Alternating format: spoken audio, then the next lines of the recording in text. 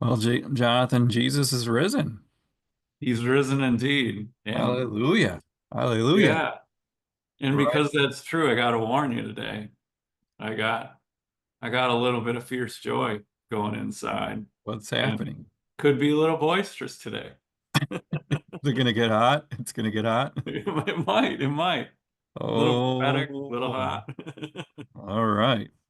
Well, this is the Notable Podcast. Two twins coming at the Bible. It's not particularly notable among the millions and millions of podcasts out there, but we're thinking about making notes in our Bible, and that's why this is called the Notable Podcast. Give us a review, share the podcast if you think it's good, and we're always looking for a little bit of support. Just it's not free for us to do this, and so if you have you want to donate, like what a cup of coffee's worth or something like that, it's all good, and we'd really appreciate that. It keeps this podcast rolling. But today we are we're going through Genesis. This is our second series on Genesis, and we are going to make it, I think, all the way to Genesis 35. So we're doing Jacob's story right now, and this is a little bit of a fast forward. So last time we went through Genesis chapter 29. And then there's a basically an interlude in there where um, Jacob is living now with his extended family in Padan Aram, and there's some mysterious, superstitious, interesting things that happen in the interlude, breeding things. We're picking up here in Genesis chapter 31 because we're going to be able to I think put our arms around all of it with this little story, and just talk about what was that with the stripping of the bark, and the things the magical things that sort of happened, and the even the breeding with, just to say it that way, of Jacob and his wives, and the special sort of aphrodisiac plants, and the mandrakes and things like that. It's a fun part of the narrative and the story, and we get sort of the culmination of all of that here in Genesis chapter 31. And we're going to do verses 1 to 21 here today. Jonathan, do you think we should read it? I do. I think we should just put the story out there first and It- then get into it. You want to read it? Sure. Jacob heard that Laban's sons were saying, Jacob has taken everything our father owned and has gained all this wealth from what belonged to our father. And Jacob noticed that Laban's attitude toward him was not what it had been. Then the Lord said to Jacob, go back to the land of your fathers and to your relatives, and I will be with you. So Jacob sent word to Rachel and Leah to come out to the fields where his flocks were. He said to them, I see that your father's attitude toward me is not what it was before, but the God of my father has been with me. You know that I worked for your father with all my strength, and yet your father has cheated me by changing my wages 10 times. However, God has not allowed him to harm me. If he said the speckled ones will be your wages, then all the flocks gave birth to speckled young. And if he said the streaked ones will be your wages, then all the flocks bore streaked young. So God has taken away your father's livestock and has given them to me. In breeding season, I once had a dream in which I looked up and saw that the male goats mating with the flock, were streaked, speckled, or spotted. The angel of the Lord said to me in a dream, Jacob. I answered, here I am. And he said, look up and see that all the male goats mating with the flock are streaked, speckled, or spotted. For I've seen all that Laban has been doing to you. I am the God of Bethel, where you anointed a pillar and where you made a vow to me. Now leave this land at once and go back to your native land. Then Rachel and Leah replied, do we still have any share in the inheritance of our father's estate? Does he not regard us as foreigners? Not only has he sold us, but he has used up what was paid for us. Surely all the wealth that God took away from our father belongs to us and our children. So do whatever God has told you. Then Jacob put his children and his wives on camels, and he drove all his livestock ahead of him, along with all the goods he had accumulated in Padan Aram, to go to his father Isaac in the land of Canaan. When Laban had gone to shear his sheep, Rachel stole her father's household gods. Moreover, Jacob deceived Laban, the Aramean, by telling him he was running away. So he fled with all he had, crossed the Euphrates River, and headed for the hill country of Gilead. That's God's word. Uh, so one of the things that we're trying to do here on the Notable Podcast is give when we take these narratives is give, I think, handles, and it's almost like you have to kind of pull on a string and see how far you can pull on it and pick up a theme. Now, I realize that in some ways that's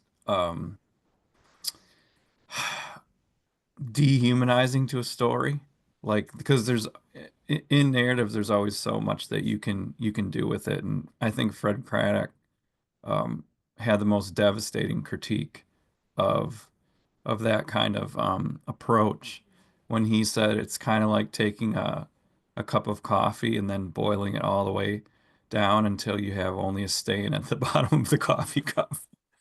Oh, it's a devastating critique. And yet, as human beings, like what we actually really do need is to have some handles. Like, how do we listen to a story like that, and we ask the Holy Spirit, we ask God, what can I walk away with now? What we're proposing, and I think this is where it might get hot in a second, is that this is a story about a family that is fracturing, that is that is pulling apart because of greed. Greed. Well, yeah, okay. So we have to say a number of things. Like this is where I'm agree with you that the story has many meanings, not just one meaning, and we can't possibly explore all the meanings in it. We're going to explore many of them, but what we do want to see is uh, what I think we're going to see is that one of the overriding motifs here, uh, a driving motif here, it is greed. Now, I don't think that this is not going to surprise anybody. Anybody who's actually lived in the world, even a little bit, is going to know that greed is money talks, money walks, da da da da da. Uh, and even here, uh, Da da da da da. you live in New York City for crying out loud. You know, to sound like a Minnesotan, and then of course what you have here is anybody who knows anything about farming, and Timothy Ewan, because you live in the city, is that but I've actually pastored in two places now that had deep deep connections to the farming community, and Mankato is the second place where I've lived in a place like that. And so farming, I because of that, and also because of the fact I've always been connected to farms. It I don't know that we've talked about this on this podcast before, Timothy, but you know, we grew up in the Twin Cities, and often in the summer times we would go back to where my mom grew up, which our mom grew up, I should say, um, which was in the Hudson River Valley of New York. And I remember it as this achingly beautiful place, achingly beautiful. You could see Rip Van Winkle. You see the Adirondacks off Yeah. in the distance. You'd sneeze from the hay. You'd work in the field with Grandpa. Grandpa would whistle as he milked the cows. All that stuff. But I also remember my uncle, and my uncle also worked on the farm, and he'd keep an eye on us. And so I got had a relationship with my uncle who worked there, and especially because he knew that we were city kids. And I remember he'd look at us and kind of smile at us, and we do something dumb and or almost do something dumb on the farm, which is quite dangerous to do. And he'd look at us and he'd say, "You guys are such city slickers." You remember that, Timothy? Yeah, city you, slickers. Yeah. you guys are city slickers. And so I'm saying this humbly. I'm still a city slicker. Always been in cities my whole life. Um, but I know enough about farms now, and the USDA agrees with me on this. 97% of farms and ranches in the United States. Did you know this? They're family owned, just like this one is in the Bible. And I also know this that money is a big deal on all of them. It's big money. And that's not to say that the families make a lot of money on farms. Um, I saw this quote: "The farmer is the only man in our economy who buys everything at retail, sells everything at wholesale, and pays the freight both ways." So either way, money looms large. And it does here too. And It's a huge problem. I here in my context, like I'm on Wall Street, right? Like I've got bankers and financial analysts and all those types of people that I'm interacting with, and we're famous for it was Ivan Bosky who said that greed is right. He said greed is right. And then that showed up hit most famously as Gordon Gekko in the big screen Wall Street movie, where he said the point is, and he glorifies greed, and he says the point is, ladies and gentlemen, that greed, for lack of a better word, is good. He said greed clarifies, cuts through, and captures the essence of the evolutionary spirit. Greed in all its forms is good. And that's where if you remember the movie, everybody starts to clap and they're very moved, and then they do exactly as they're told. And what you see then is that the enemy is very deceptive, uh, and he's able to put lipstick on a pig or lipstick on a cadaver and say, "Look at how beautiful this really is," when it's really actually truly ugly. And what we're going to see, and what you see throughout this narrative, is that it really is pervasive. We'll look at that. Like it really is destructive, pervasive, and destructive, we'll finally see how it's defeated. So we'll get there. But yeah, I, we're definitely gonna see that money and greed. I want to talk about that too, Timothy, how money and greed penetrate and corrode our most intimate selves. I think that's what we see. That money is a threat to our spirituality, it's an absolute threat to our relationships, and money love, that is greed. And this is I want to suggest that this is a case study in that. This is a case study in how the way that greed corrodes our humanity, corrodes our relationships. But I don't expect anybody to take our word for it. Actually want to prove the case. we need to prove it because not this look, this is we took a little bit of criticism for this, right, Jonathan? Like, Yeah, oh, what a yeah. little bit of criticism, like, what? How can you make this story all about greed? What it you know what people do? Gonna get hot in here. It and this kind of this is a bit upsetting, but and we've kind of harped on this as we go through the podcast, but this happens too much, even in our little confessional circles, where texts and narratives turn into therapy for people, and Right. that And is they ignore the most obvious features of the so. text. So then they're like, "Oh, what are Tim and John are talking about greed? Oh my goodness, this is." The complaining starts like, "Oh, it's so." Um, what's the right word? It's so attacking, and you know, you can't talk like that in church. Like you can't come at people like that because they're all hurting so bad. And maybe the reason they're hurting so bad is because of greed. Oh, it's getting hot here. No, but look at this. Okay. So I want to make this, I want to make this real simple as we get into this little bit more. And just recapitulate the narrative here. What what is happening here? You have a family. Now the next question is, okay, what is driving the whole story among them? Money is. Obviously money is. I don't I don't know how anybody could debate that actually. Well, What did why don't we take each individual family member? Yeah, You know, right. So you got Laban's sons. They make a cameo here. And what do they for the talk first about? time, actually, for the first time, they Yeah. show up in the story. And what are they talking about when it came to Jacob? Money.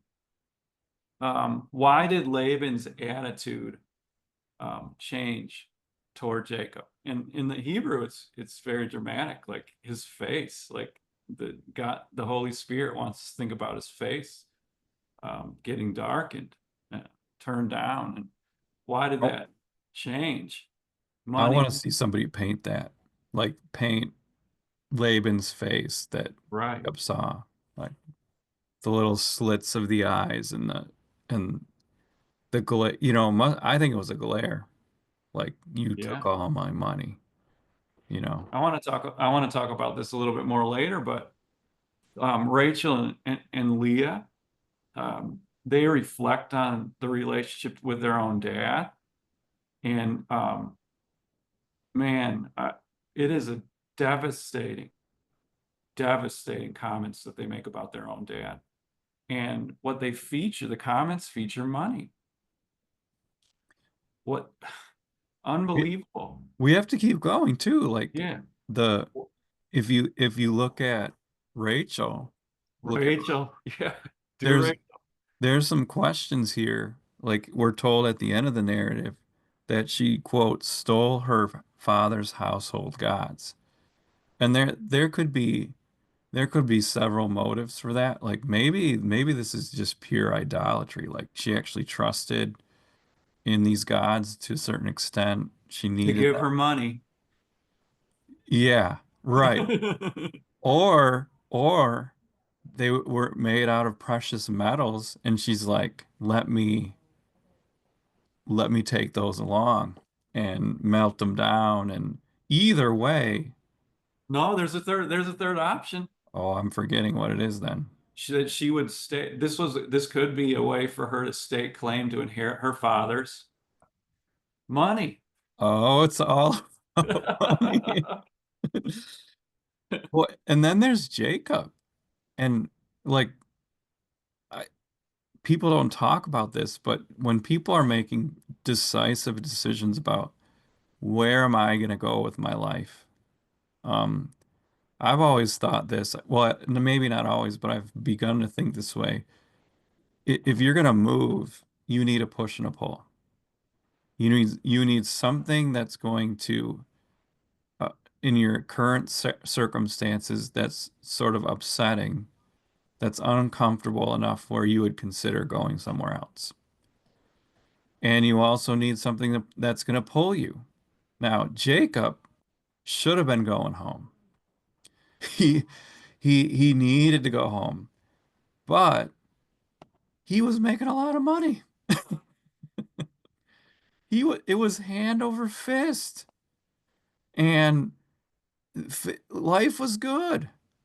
So he needed, and we'll look at this later, God to intervene in his life. Everything was about money for these people. Yeah, we're gonna have to talk about how Jesus ministers to it.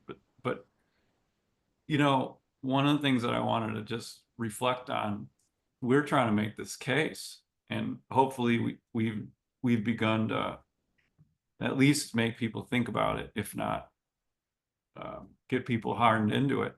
The argument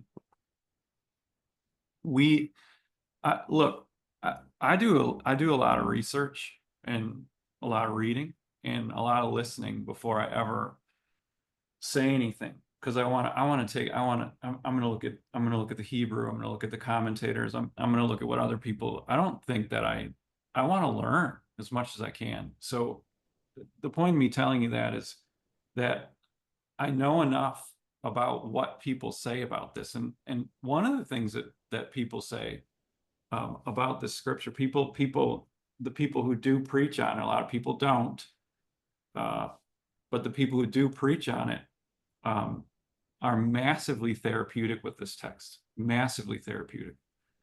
And um, some like I listened to a couple sermons on this where modern preachers managed, I don't know how they did it, but they managed to preach on this text without ever talking about money, without ever talking about greed. And I was I was surprised by that uh, maybe I shouldn't have been. But what they end up doing is they become massively therapeutic. And I heard a couple sermons on how Jacob is actually setting up under the theory, the incorrect theory, by the way, that Jacob is actually setting up personal boundaries here. Because what's actually happening here is Jacob does end up leaving Laban. And so they end up talking about personal boundaries. Sometimes you have to put up boundaries with messed up people, that kind of thing. And okay, I can see how that might help somebody, and that's therapeutic. But let's be biblical for a second and just notice that that's actually not what Jacob is doing here. It is by no means is Jacob setting up personal boundaries here. By no means. I want to be clear about that, because Jacob, this is not Jacob's boundary. This is the Lord's boundary. In fact, what we find out later in the story, and we're going to talk about this, is that Jacob didn't decide to pull away. Jacob didn't say, okay, Laban's toxic, he's greedy or whatever, I need to get out of here. Oh no, the Lord told Jacob to leave. So this is not, there's a big difference between these two. It's huge, there's a mammoth difference. I have a friend who says a honking difference. Because when the Lord tells us to do something, this is not something that we work out for ourselves. Like, oh, I have to figure out where to put a personal boundary. I can see that being therapeutically helpful. But when the Lord tells us to do something, that's what we call a command. And what's required is not, thoughtful therapeutic reflection, but instead obedience. And so if you are, this is just, if there's preachers who listen to this, if you're going to preach a sermon about boundaries, the sermon you would actually preach on this text is please obey the Lord. Jacob obeyed the Lord, we should obey the Lord. That's the moral issue that's at play here. God's boundaries at play here. So when he tells you to go, you go. And I could go off on how we have to be very careful with personal boundaries. Especially because the Lord has a way in the Bible of tearing down our personal boundaries and telling us to love everybody, but that's a different text for another day. It really is. And one thing you have to be really careful of with the Bible is don't diminish the stories and make them about something less than what they are. Like this is about salvation. Jacob's dead in the water, and he's stuck in a place where he was never supposed to be stuck. And God has to deliver him. Part of the issue here is greed, but there was also something that was keeping him from going back. He's afraid, and so his faith life is withering away. And so what it takes is an external salvation, a means to break into Jacob's world and say, this is not okay. You See, need to go home, you know? so exactly. So Timothy, the question becomes, how is it possible? These are good pastors. Like these are people that I really respect who are preaching these kind of sermons. I had to ask myself, how did they miss it? How did they miss it? And it's the answer I came up with is not just them, it's me. It's all of us. this is where I want to make a proposal. I think money and greed in our lives is like an invisible hand. This is where I'm being very prophetic. People don't like that, you know. People get uncomfortable You with get it, uncomfortable. but um, I think greed is like an invisible hand, and we can be like marionettes and we dance on money strings, and we don't even realize that it's happening sometimes. Uh, and I'll give you some examples to try to, you know, think about it. Well, wait, before you do that, like I agree with you. Have you heard of the parable of the two fish? This, Yes, I mean, tell, tell me. this is to the point. Like, this is apropos where the two fish are swimming along and there's this older fish and the older fish says to the two fish, how's the water? And the two fish keep on swimming and they say to each other, what's water? And the point of the story is they were they were they were so used to being in water that they couldn't even recognize that what water was. And I think that's kind of what you're saying, Jonathan, right? Like it's the invisible hand. Everything um We're can so used become, to it. We're yeah, so like used to money, money, everything being money, about money, money. everything's about the mail's about money. Like I'm a little shocked when we don't get a bill in the mail. Like this is what happens. The mall's about money. Um, Work is about money. I don't. I know when we're Christians, it's a lot more than that. I'm being a little bombastic here, but I think people are going to get the point. National referendums, known as elections, they break down on views of money. And I think what we can see if we're willing to see it, and I don't think everybody is willing to see it, Timothy, but I think if we're willing to see it, that we live inside invisible systems that are about money. They drive forward discussions in marriages, schools, churches, with people we hang out with, and all that stuff.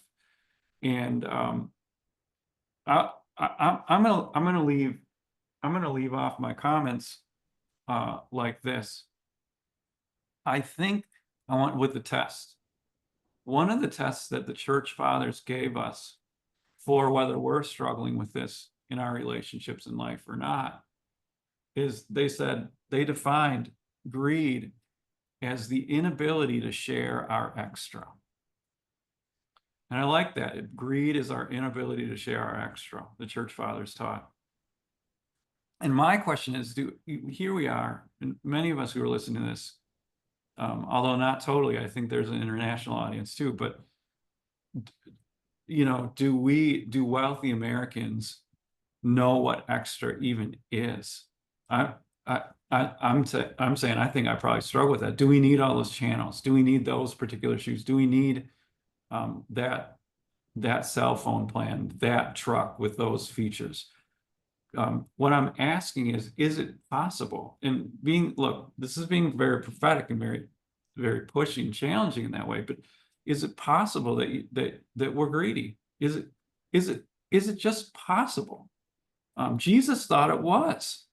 You know, when Jesus he talked about money all the time, all the time. It was his most popular topic that he brought up, despite the fact that people don't want to hear about it. Um, when he talked about money, one of the things he did is he gave two warnings about it, not one. Like he would get redundant about it. He'd say, "Watch out and be on your guard," you know, for greed. So, is it possible that we struggle with this? Yeah. And um it can we even see how pervasive it is? Like sometimes I have these conversations with people and it's amazing how much money impacts uh relationships. I don't know if that's just here in New York, but it is absolutely amazing how much it impacts relationships. And that is exactly what we're seeing in this story, is that it is having a massive impact and not a good one, not a good one. And I think that's what we need to talk about next. I mean, Yeah, you segued us perfectly. just to see, just to see like the destructiveness on it. I want to take us back again to um, Rachel and Leah's brothers. Like we get a little insight into their heart, into Jacob's brothers-in-law, into Laban's sons. And the proof is in the pudding about what they say. Like they actually say, just to read it again, they say Jacob has taken everything our father owned and has gained all this wealth from what belonged to our father. So they're making an accusation that Jacob Yeah, that stole little it. line. Jacob has taken everything. It- I, I mean, Seriously, you guys? Like, it's wrong. Like yeah. everything. Come on. Um, They're very, very wealthy. They're very, very rich. Jacob's taken everything. Oh, come on. and that is pure greed. Like the emotion. Like I always like to think about like what is drive what spiritual thing is driving a comment like that. And the right word is envy. The right word is envy. And it's the green eye, like Shakespeare says. And you can always recognize envy, and this is from the ancients too, is you have to look at, Jerome said this. He said, the greedy man lacks what he has and what he doesn't have. Yeah, they can't even see it. So Laban's sons can't even see it. they lack what they have, which was a lot. Like these aren't poor people.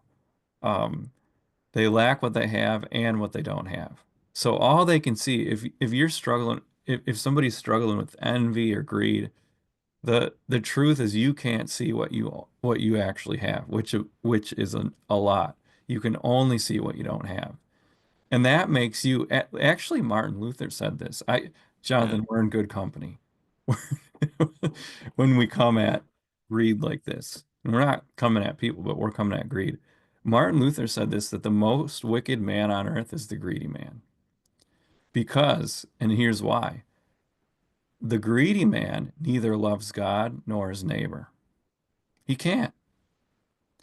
Um, you can't love God because you love your money, and you can't love your neighbor because you just commoditize them. You just monetize them. You just see how you can get what they have and make it your own. And that makes you a nasty, wicked, awful person. And so It's the penalty for that sin is envy. You will never, ever, ever feel content or joy because you can't. but Penalty for greed greed is is the envy. sin that spits the whole world out of your mouth. Like you can't enjoy any of it. And you can't be loving. You can't love God and you can't love your neighbor. So it's absolutely it's corrosive. It's acidic. It's like putting salt and winter on your car. It will destroy your soul from the inside. Well, yeah, I don't know if you want to do this right now, but I actually want to prove your point from the text about how corrosive it is. Yeah, no, that's what I want to do. So Yeah. I think one of the key images here is Laban's sons, and there, I love that quote from Jerome: "The greedy man lacks what he has, as much as what he does not have." But then here you have a second image, and I think in the second image, what we're going to see is that greed. You already said it. That greed, it never stays just with you and God. It actually is going to affect your relationships with people. You can't love anybody. And this is the second image. I already alluded to it before, but I want to dwell on the fact that here, I'm a dad, and when I read this, this breaks my heart. And I think we have to read it that way because while greed dehumanizes people to you, you only see them in terms of money. Um, if we're going to be Christ followers, we want to see people for who they are. And so that's what I'm going to try to do right now. Did you hear what Laban did to his own daughter's hearts? Now, I want to lead you to what they say, but I got to do it by backing up a little bit because this little verse is decades in the making, and greed is decades in the making. It grows in us and like a corrosion. And what's interesting about Laban is that there's foreshadowing in the Genesis text because the first time we meet Laban in the Bible, um, he is the brother of Jacob's mother, of course. And Laban's sister comes in for meeting Jacob's grandpa's servant, who is looking for a wife for Jacob's dad, Isaac. I don't know if that's tough to track, but here's what happens. Laban's uh, sister rolls in from that meeting. And here's the thing you have to understand about Abraham's servant. Abraham's servant had Abraham's heart. And one of the marks, I think we might have talked about this with Abraham, is his generosity. Because I think that might have been back in um, when we talked about Sodom and Gomorrah, right? Like we had to talk about money a little bit there too. But Abraham's not bound by his money. He's not bound by his affluence, although he had a lot of it. Um, he's like the God of his faith, rich and generous, rich and generous. Because, and we can be too, because we always have more than enough. And so this is Abraham, and Abraham's servant drapes Laban's sister in riches, just drapes her. Nose ring, bracelets, we're told in the text, drapes her in riches. And what the narrator very carefully says, and I'm going to quote the text, is that when Laban saw. And so we meet the very first time we meet Laban in the Bible, he's gross. He's almost like this cartoon character, and he sees money and affluence and riches, and his eyes start flipping dollar signs. It's gross. And that when he sees that on his sister, then that's when he welcomes the servant in. Come on in, come on in. This is great. And that's how it starts for Laban. But then the way that it continues for Laban is we find out as the book of Genesis progresses now that Laban figures out that Jacob was his golden goose. Jacob, he figures it out. And we find that in the text. And Timothy, if you want to comment more on this stuff, please do. But Laban actually says this to Jacob. He says, and I'm paraphrasing, "You're my golden goose. I found it out by divination." Which this should not surprise. This is a little bit of a digression, but this should not surprise us that Jacob is the golden goose, because the Lord blesses his people. He loves blessing his people. I find this out in my life too. Everywhere I go, the Lord has his hand on me, takes care of me in every single way. The Lord is going to bless us. Now, what's interesting here is that Laban finds out by divination. That shouldn't surprise us either, because we know from the Bible that even the demons know some true things. They know that Jesus is Lord. They know that Jesus is going to bless his people. So apparently Laban's finding this out with some kind of probably demonic connection. But what ends up happening in the relationship, Laban says, "You're my golden goose," and this transactional relationship becomes a manipulative relationship. You can see the relationship change over time. And this is what I'm trying to show, that greed corrodes. And so what we see in the narrative is that Laban messes with the wages he pays the golden goose because he's trying to get ahead. And that's the chapter. I'm just covering that chapter just a little bit. And then what we end up seeing is that his greed advances. So we find out that one big thing that was the one big thing that was making Laban rich, Jacob and God blessing him, was the one thing that Laban couldn't stand. So our text today says Laban starts frowning at him. He actually can't help the greed in his heart. He couldn't stop expressing the way he felt. And he ends up shooting himself in his own foot. So he's going to upset Jacob and go after Jacob, the one thing that's blessing him. But here's to tie this all in a neat little bow, hopefully. At the end of it all, what we find out is that his greed was so advanced that he couldn't even be a dad, Timothy. Couldn't even be a dad. So his poor daughters, here's what happens in the text is they have this big family meeting where Jacob calls out his two wives. And to summarize it very briefly, Jacob says, "We got to leave. we got to leave your dad. And he says, this is why the Lord told me to. And then Laban's two princesses say, quote, he has sold us. I mean, I'm just kind of letting that settle. Happy Father's Day. We love you, Dad. He We're nothing sold but us. chattel and cattle to you. Now, here's a couple of things on that. One is accurate. Sometimes in family relationships you get overstatements, and these overstatements that can unfortunately wound, and this is why we need forgiveness in family so much. But this was not an overstatement. It's quite accurate. We know it from the scriptures. That's exactly, and we already talked about that. That's exactly what happened. All the dads would normally take the dowry that was given for the bride, and they would use a huge part of it to actually help the newlyweds get going. But what we find out from Rachel and Leah is that Laban kept it all and used it all up. Didn't give them anything. And so this is quite accurate.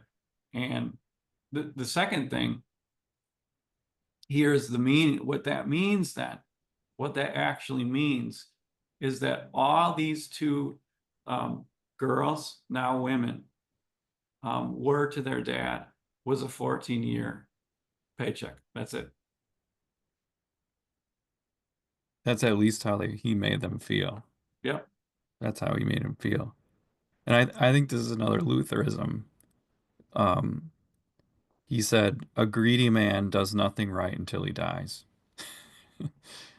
Like that one. And because you just make everyone, you push everyone away, uh, you commoditize them, you monetize them, they become a means to a different end. And it's this is everything that we're saying. It's so destructive. This story is a haunting little tale. It really is. It's a haunting little tale. There's good news, which we're going to get to in a second, but so much of, if left to their own, this family is totally pulling apart at the seams, and you can feel that.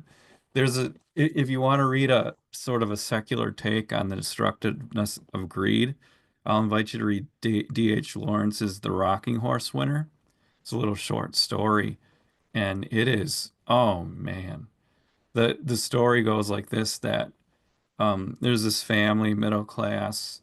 They did pretty well. Like, they lived in a nice house, pretty big house, but the house would whisper all the time at birthdays and at Christmas time, at dinners, that nobody would say it out loud, but everybody knew it, that the house was whispering, there must be more money. There must be more money. There must be more money. And it got communicated to the kids. Like, they figured it out. My mom and dad don't have enough money. There must be more money. There must be more money. And so the son of the family starts to ride a rocking horse, like the toy little rocking horses, and he would rock back and forth, rock, rock, rock, rock, rock, rock, and his uncle would go to the horse races, and one day he was rocking back and forth on the rocking horse, and he shouted out the name of a horse. And the uncle took that. He and the kid made a deal. He said, I'm going to take that name and use it for betting. And they won. They won a lot of money. And so they kept running this little scheme and this scam that the little kid would ride the rocking horse, and they would go and bet, and they would win more money. There must be more money. And then until one day, the kid, there was this big stake um, race coming up, a lot of money involved, and the kid would ride the horse, and still no horse name came to his mind, no horse. So he's riding the horse, riding the horse, and then finally he shouts out the name Malabar. Malabar is going to win the race, and then the kid fell off the horse, and he collapsed on the floor with brain fever. So the uncle goes and bets on Malabar, and the kid goes to the hospital. They won. Malabar wins. The family got a ton of money, and the little boy at the same moment died. And that's the story. That's the story. D.H. Lawrence, I think he gets it. He gets that greed is corrosive and destructive, and it pulls families apart. It makes everyone whisper all the time, there must be more money. There must be more money. There must be more money. And it becomes this thing that you constantly pursue until all of your relationships and you lose everything else.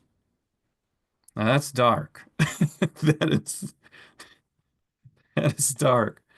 But I think it's good to paint a picture of what this does, and the narrative, the biblical narrative does that, so that we never get to the place of Gordon Gekko, or even become complacent and be like, yeah, if I pursue money a little bit, it's no big deal. Jesus said, watch out,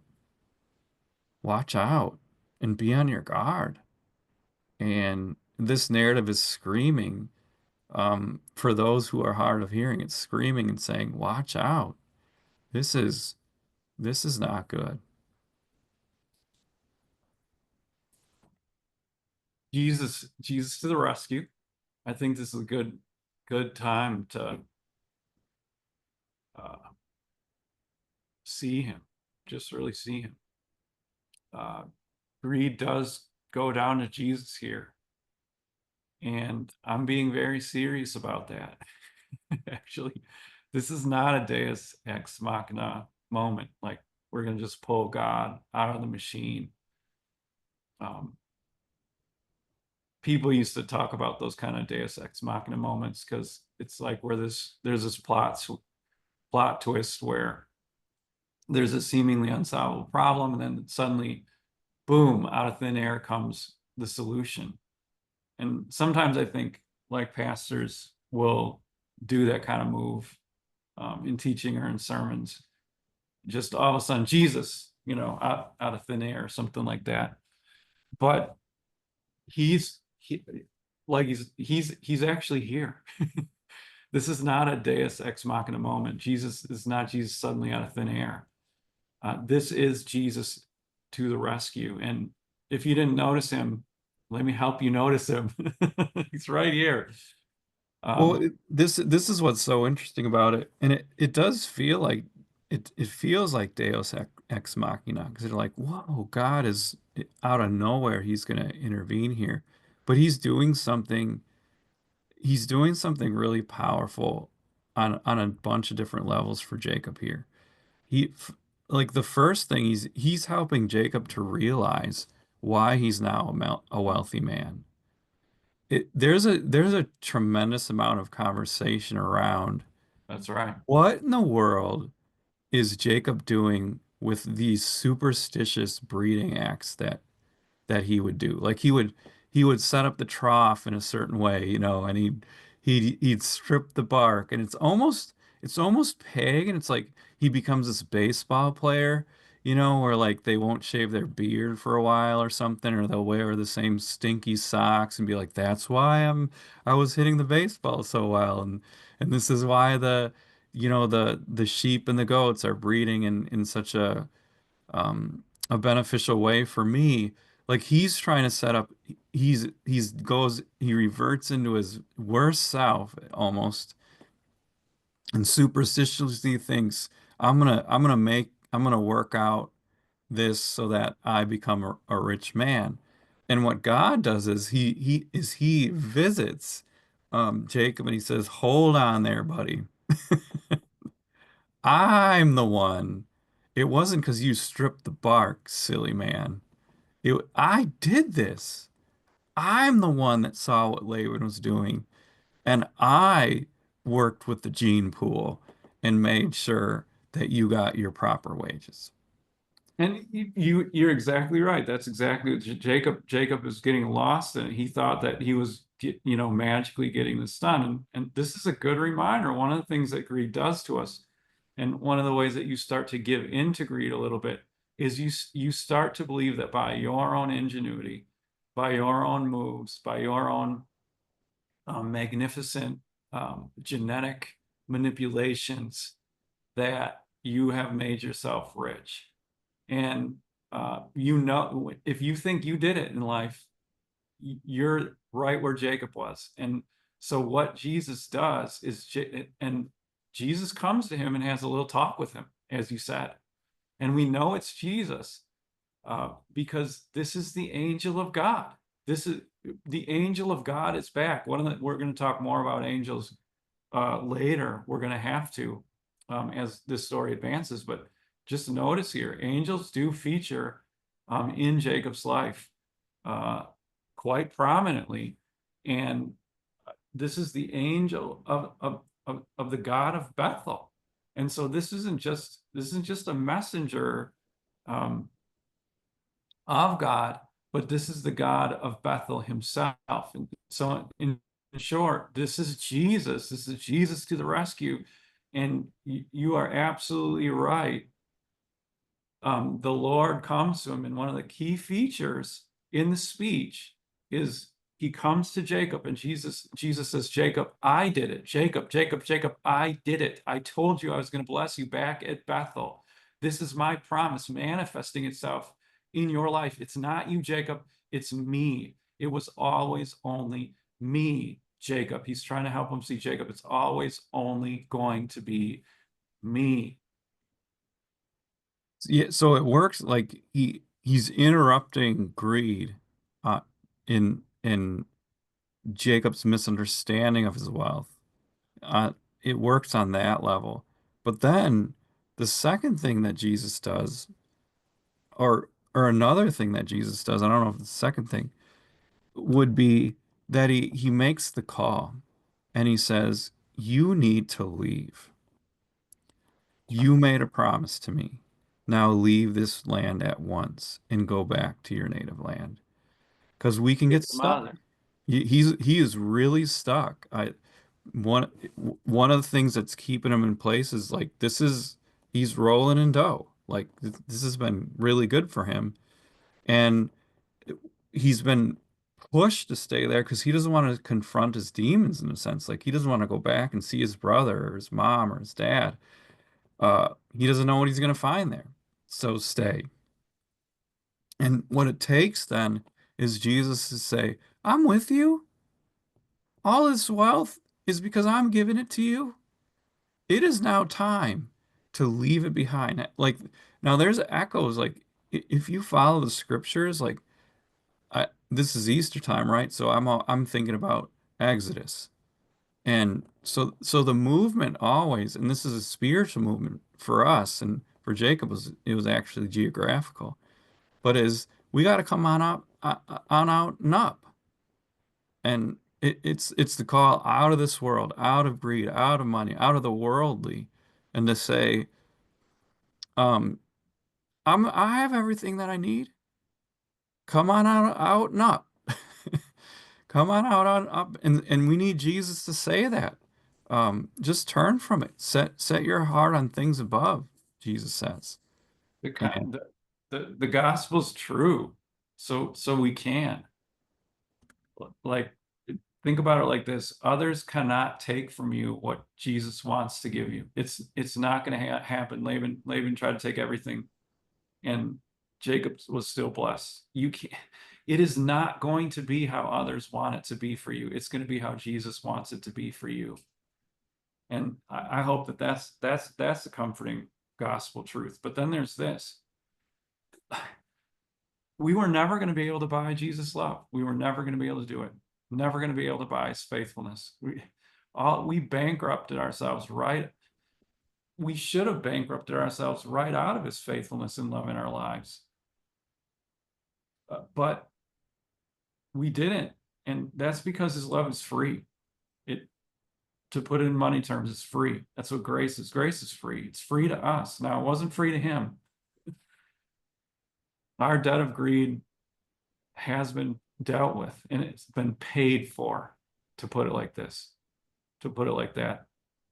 We, the world, you know, The world took, it's like the Laban. It took the golden goose, Jesus, and the one who makes everybody rich, the one who has all the riches. The world took him and murdered him. And that made us rich because what happened is it paid our debt and paid in full. So it's free to us, but it cost him. And that's why the Lord loves us. We cannot get bankrupted out of his love. We are loved, we are always cared for. And Timothy, that's what empowers the call. Coming out, coming out. Live the heavenly life. Pursue that. Enjoy what he gives you. Coming out. And he'll give you all of these things as well. You know what? I live in an immigrant community, um, and sometimes we joke about it, but there's always a little bit of truth in it that we'll talk about la pesadilla americana, the uniquely American nightmare, and Jacob was living it. This was the pursuit of money and wealth was ruining him and destroying his family. And if that's what the United States means, that is a pesadilla. That's a uniquely American nightmare. Although I do think that this is a problem around the world. And yet here we have like I hope that as we come to the end of this episode, like that the message isn't look at how bad greed is, although it's really bad, but really the message would be that Jesus is he's calling out in the darkness. And he's saying, I got you. I've always been with you. I love you. I died for you. I've taken away your sins. Look at everything And you have. It's from me. I love you. I've got you. and what happens is we relate to God differently then through Christ and to each other. And this allows us to have new and different relationships with our family and with everyone around us. It's a moment of reorientation. Freedom. Freedom.